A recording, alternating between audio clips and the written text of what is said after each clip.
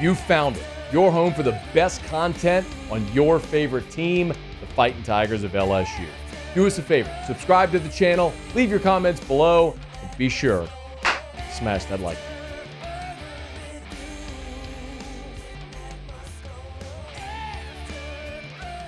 Tigers and Sooners in the regular season for the first time ever. This could be the beginning of a beautiful relationship around Thanksgiving. We'll see how it manifests on the field. Our buddy Eddie Radosovich, who boldly told us that they were going to come in year one and beat up Vanderbilt or somebody like that, so just like the first day in prison. Well, that might have been a problem with Vanderbilt this year. Eddie, we appreciate you, man. How are you? We've requested house arrest because I don't think Oklahoma wants to get anywhere near a prison. Mr. Moscona, how are we, sir? Come on, Eddie. Moscona, long O. We've done this enough times. Long O, long O. Scona. I'm not calling you Radosovich. Come on. By the time I get to the Louisiana state line on Friday, we will have this corrected. I appreciate it. Hey, first run through the SEC for OU. What have been the general impressions there? Love the passion, love the atmospheres, love everything about the conference except for the scoreboard at the end of the fourth quarter most times. It's been rough. I think it's been rough. Obviously their offensive problems well documented. Had to fire Seth Luttrell coming out of South Carolina week, and if it's not been one thing, it's another. Just to give you perspective, they're going into Saturday. They'll be down their top 6 wide receivers that they would have had at the beginning of August. And for the better part of the entirety of the year, they haven't had any. They've had 5 of 6, basically. Brennan Thompson's been available. So it's been rough. And, I think it's certainly been a little bit of a learning moment for a lot of people within the program. And, coming off the Alabama win, vibes are better. But, it's much probably like LSU or what it looks like from the outside looking in that it could be better. And, the fan base is certainly riled up right now. How much of these struggles, Eddie, are the issues on the roster?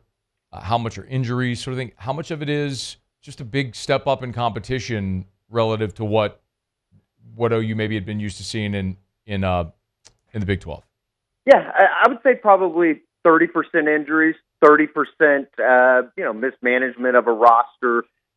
They went out and got some guys in the portal that it's taken time for them to come along on the offensive line. And, I certainly think that injuries have played a factor in that.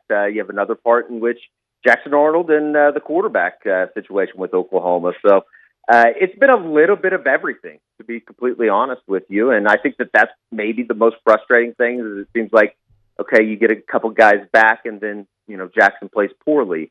You feel like you get going, and then they have some turnovers. So it's been rough offensively. Obviously, a lot of the issues within games have been because of the offense, and they've kind of been searching. And I guess big picture wise, the big talk around here is what they're going to do with the offensive coordinator job. And it's a big hire for Brent Venables. He has to get right, or he will be on certainly a hotter seat than it probably already is. You and I talked in Dallas, and I asked you specifically about Dillon Gabriel. And you correct me if I'm misinterpreting what you said, but generally speaking, the feeling was it was known that Dillon Gabriel wasn't going to be the guy after 2023 because they were going to hand the reins over to Jackson Arnold. Yeah. Do you think there's any regret there at that decision right now? Certainly the way that Jackson has looked at times and just the unpreparedness, I guess, of what he is as a quarterback right now. There's probably a little bit of that, but at the same time, I think that Oklahoma's problems offensively have been specific with the quarterback. Until the last couple of weeks when they started playing a couple younger guys, we're talking about an offensive line that truly might be one of the worst units Oklahoma's put on the field of my lifetime, which is 37 years. So, they've been really kind of punished for recruiting classes in 2021, 22, a little bit of 2020 that just haven't come together and didn't come to fruition. And a lot of those guys aren't with the program anymore, so they had to go out to the portal. And, I don't know how much of it is just misevaluation in the portal or just the flat out that there's not a whole lot of guys that are going to be able to come in and make a difference, let alone, get 5 new starters in there. So those have been problems. The injuries have been, certainly a problem. It's kind of a guessing game on who's available week to week. And then, obviously the offense coordinator situation was kind of nasty. I mean, they had to make a move with Seth Luttrell, and they've kind of found their way, maybe found an idea. I mean, we're talking about an offense that, coming out of the 10th game of the year in Alabama, it's like, okay, maybe they do have an identity. It's taken a long while, but, it's certainly going to be interesting with the quarterback position, what happens when they do find a new OC. So it's a good segue. So LSU has struggled this year, notably against running quarterbacks.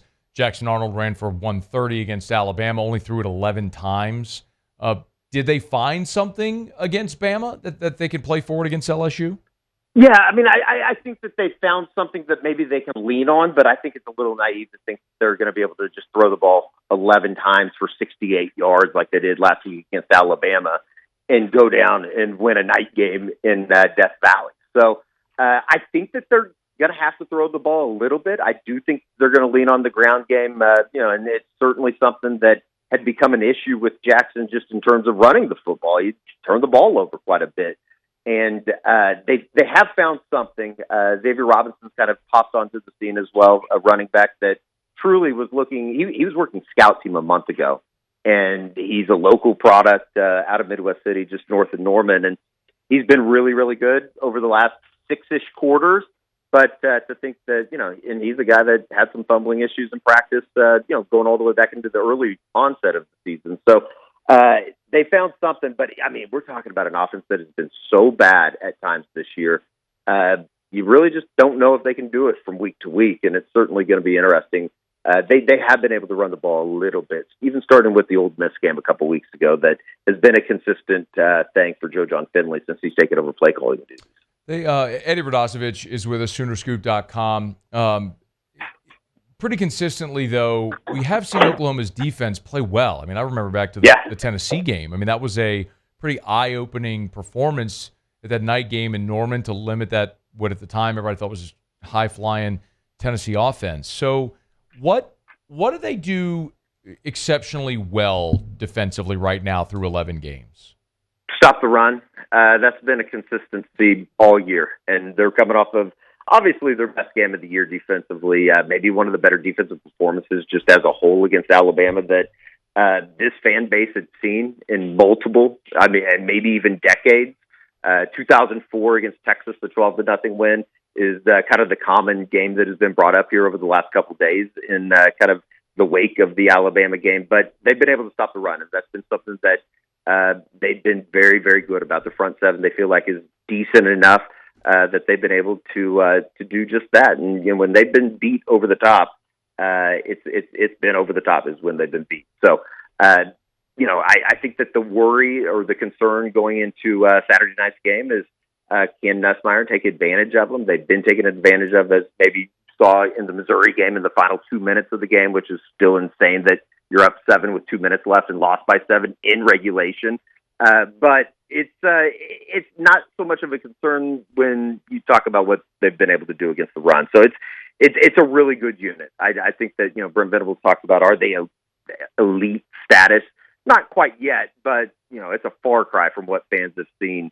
What Oklahoma was able to put together or out there defensively under Lincoln Riley. It's almost kind of night and day, which is ironic when you look at the offense, and that is night and day from what people are used to around here.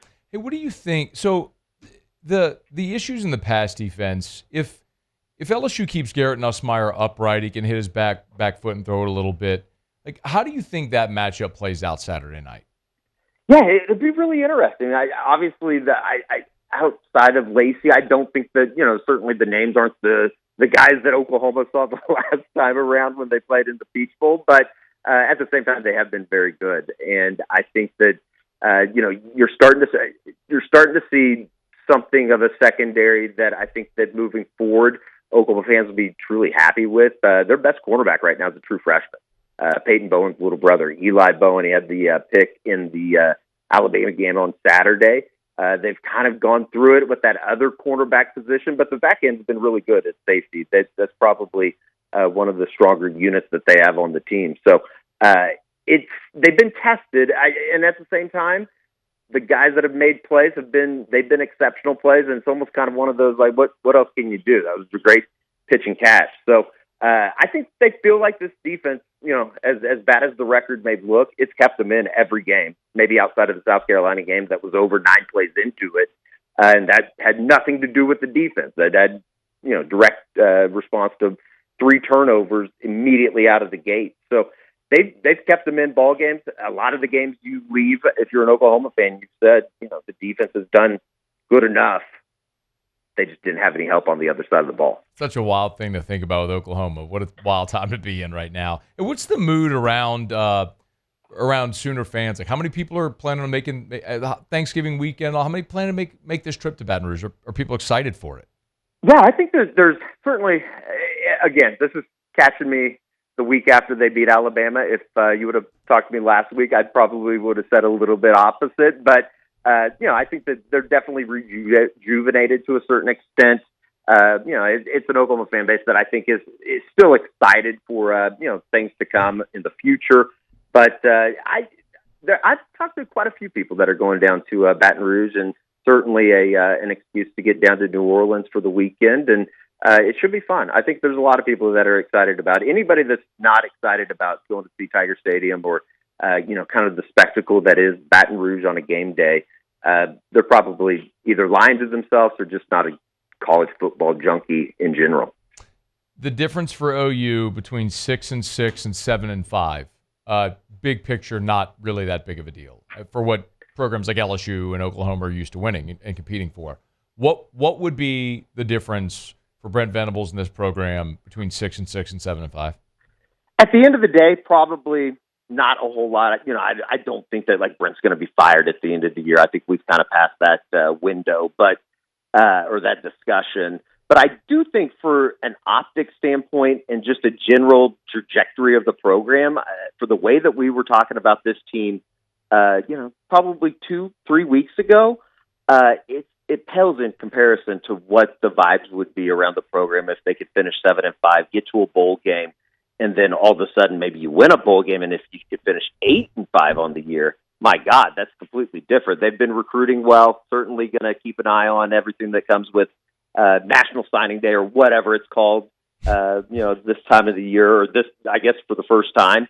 But offensive line group really, really good. Obviously, Michael Fasusi, a 5-star offensive tackle out of Louisville. He's kind of the prize out of that group. And if they can hold on to him and keep this thing intact, I think that there is still a general feeling that there's a belief in Brent Venables. They just got to go find a really good offensive coordinator that can turn this thing around offensively. Eddie Radosovich, Soonerscoop.com. Hey, man, happy Thanksgiving. Safe travels down to Baton Rouge, man. Good to chat as always. Matt, I appreciate it, and happy Thanksgiving to you as well, and hopefully run into you on Saturday. We'll look forward to it, man. Be well. Yeah. Hey, thanks so much for watching. Please leave your comments. I love to interact, and be sure to hit the red subscribe button below.